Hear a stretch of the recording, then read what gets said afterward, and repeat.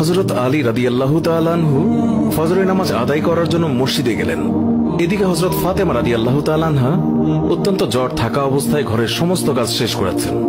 আলী রাদিয়াল্লাহু তাআলা আনহু মসজিদ থেকে এসে দেখলেন ফাতেমা কাঁদছেন। তিনি প্রশ্ন করলেন, ফাতেমা, তুমি কাঁদছো কেন? ফাতেমা রাদিয়াল্লাহু তাআলা আনহা কোনো উত্তর না দিয়ে তখনও আরো জোরে জোরে কাঁদতে লাগলেন। আলী রাদিয়াল্লাহু তাআলা আনহু কয়েকবার প্রশ্ন করার পর মা ফাতেমা কাঁদতে কাঁদতে বলল, আমি স্বপ্নের মধ্যে দেখেছি আমার আব্বাজান হযরত মুহাম্মদ সাল্লাল্লাহু আলাইহি ওয়াসাল্লাম আমার ঘরের মধ্যে ঢুকে কি যেন তালাশ করছেন। ঘর থেকে বের হওয়ার সময় আমি পেছন দিক থেকে আমার আব্বাজানকে ডাক দিলাম, ও আব্বাজান, আপনি কি তালাশ করছেন?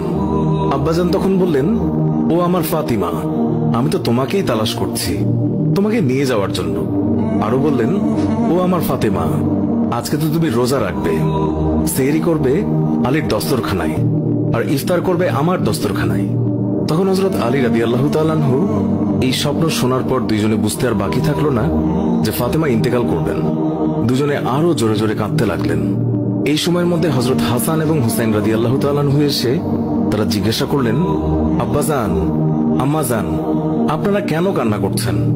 ফাতেমা রাদিয়াল্লাহু তাআলা আনহুর একটি অভ্যাস ছিল, যখন হাসান হুসাইন তাকে কোনো কাজে বিরক্ত করতেন তখন দুইজনকে নানাজানের কবরের কাছে যেতে বলতেন। আজকেও ফাতেমা বললেন, তোমরা দুই ভাই নানার কবরের কাছে যাও। কবরের নিকট যাওয়ার সাথে সাথে কবর থেকে আওয়াজ আসলো, ও আমার আদরের নাতিরা, এই মুহূর্তে তোমরা আমার কাছে কেন এসেছো? আমার কাছে তো সব সময় আসতে পারবে। এখন যাও, গিয়ে মায়ের চেহারার দিকে তাকিয়ে থাকো। আজকের পর তোমাদের আম্মাজানকে আর দেখতে পাবে না। এই কথা শোনার পর দুই ভাই কাঁদছেন এবং দৌড়াতে দৌড়াতে আম্মাজানের কাছে চলে গেল। গিয়ে আম্মাজানকে জিজ্ঞাসা করলেন, তোমরা দুইজন কেন কাঁদছো? বুঝেছি, নানাজান আমাদেরকে বলে দিয়েছেন যে আজকের দিনটি তোমার জন্য শেষ দিন। নানাজান তোমার চেহারার দিকে তাকিয়ে থাকার জন্য আমাদেরকে বলেছেন। বিকেলের দিকে হযরত ফাতেমা রাদিয়াল্লাহু তাআলা আনহা তার শরীর খারাপ হলো, তাকে বিছানায় শোয়ানো হলো। মা ফাতেমার মৃত্যুর পূর্বক্ষণে হযরত আলী রাদিয়াল্লাহু তাআলা আনহু তাকে তিনটি কথা বলেছেন। ও আলী, আমার প্রথম কথা হচ্ছে, যেদিন থেকে আমি আপনার ঘরে এসেছি ওই দিন থেকে আজ পর্যন্ত আমি আপনাকে অনেক কষ্ট দিয়েছি। আপনি যদি আমাকে ক্ষমা না করেন তাহলে কিয়ামত আমার কারণে আব্বাজান অনেক লজ্জিত হবেন। বলেন, আপনি আমাকে ক্ষমা করলেন কিনা? আলী রাদিয়াল্লাহু তাআলা আনহু তিনি তখন উত্তরে বললেন, ইয়া ফাতেমা, তুমি কি বলছো এগুলো? আমি তোমার যোগ্য ছিলাম না। তোমার আব্বাজান দয়া করে মেহেরবানি করে তোমার হাত আমাকে দিয়েছেন। বিয়ের দিন থেকে আজ পর্যন্ত আমি আলী তোমাকে ঠিকমতো দুবেলা খাবার খাওয়াতে পারিনি। ও ফাতিমা, তুমিই বলো, আমাকে ক্ষমা করেছো কিনা? তুমি যদি ক্ষমা না করো তাহলে আমাকেও কিয়ামতের দিন কঠিন শাস্তি ভোগ করতে হবে। ও আলী, আপনার সাথে আমার দ্বিতীয় কথা হলো, আমি মারা যাওয়ার পর আপনি বিয়ে করে নেবেন দুনিয়ার যে কোনো মহিলাকে আপনার পছন্দ মতো।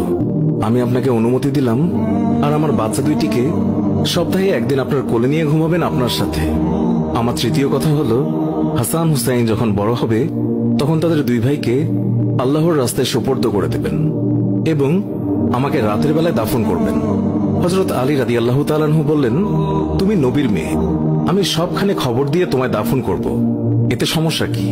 হযরত ফাতেমা রাদিয়াল্লাহু তাআলা আনহা তিনি এর উত্তরে বললেন, আমার কাফনের উপর দিয়ে সবাই অনুমান করবে নবীর মেয়ে কতটুকু লম্বা ছিল, কতটুকু স্বাস্থ্যবান ছিল, এতে আমার পর্দা ভঙ্গ হবে। মা ফাতেমার মৃত্যুর পর তার লাশের খাটিয়া বহন করার মানুষ মাত্র 3 জন ছিলেন, হযরত আলী রাদিয়াল্লাহু তাআলা আনহু এবং ছোট হাসান এবং হুসাইন রাদিয়াল্লাহু তাআলা আনহু। হযরত আলী ভাবছেন যে লাশের খাটিয়া বহন করার আরো একজনের প্রয়োজন হবে, তাহলে 4 কোনায় 4 জন কাঁধে নিতে পারবেন। এমন সময় হযরত আবু যর গিফারী রাদিয়াল্লাহু তাআলা আনহু তিনি হঠাৎ করেই উপস্থিত হলেন এবং খাটিয়ার কোনা বহন করলেন। হযরত আলী প্রশ্ন করলেন, হে আবু যর, আমি তো কাউকেই বলিনি, তাহলে আপনি জানলেন কিভাবে? তখন হযরত আবু যর গিফারী রাদিয়াল্লাহু তাআলা আনহু বললেন, আমি আল্লাহর রাসূল সাল্লাল্লাহু আলাইহি ওয়াসাল্লামকে স্বপ্নে দেখেছি। তিনি বললেন, হে আবু যর, আমার ফাতেমার লাশ বহন করার জন্য লোকের অভাব, তুমি তাড়াতাড়ি চলে যাও। ও আলী, আমাকে তো হুজুর সাল্লাল্লাহু আলাইহি ওয়াসাল্লাম আসতে বলেছেন, তাই আমি এসেছি। তোমরা তো আমাকে বলনি।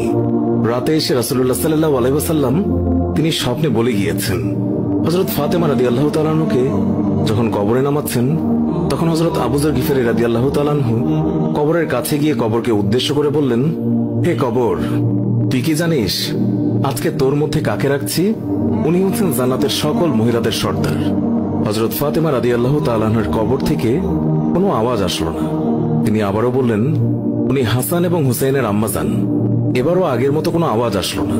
তিনি আবার পুনরায় বললেন, উনি হচ্ছেন হযরত আলী রাদিয়াল্লাহু তাআলা আনহুর স্ত্রী। তারপরও কবর থেকে কোনো আওয়াজ আসলো না। তিনি আবার বললেন, এটি দুজাহানের বাদশার মেয়ে, খবরদার বেয়াদবি করবি না। আল্লাহ তাআলা তখন কবরের জবান খুলে দিলেন। কবর বলল, আমি অন্ধকার ঘর, আমি সাপ বিচ্ছুর ঘর, আমি এমন একটি ঘর যার মধ্যে কোনো বংশ পরিচয় কাজ হয় না। আমি দুজাহানের বাদশার মেয়েকে চিনি না, আমি হযরত আলীর স্ত্রীকে চিনি না, হাসান হুসাইনের আম্মাকেও চিনি না, আমি জান্নাতের মহিলাদের সর্দারনিকেও চিনি না। আমি শুধু চিনি ঈমান এবং আমল।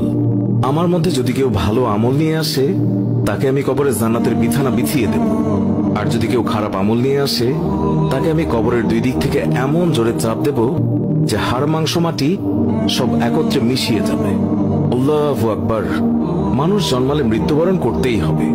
মৃত্যু কখনো বলে কয়ে আসে না, মৃত্যু কখনো ধনী গরিব দেখে হয় না। প্রত্যেক মানুষকে মৃত্যুর স্বাদ গ্রহণ করতেই হবে। সুপ্রিয় দর্শক, এই ছিল আমাদের আজকের ভিডিও।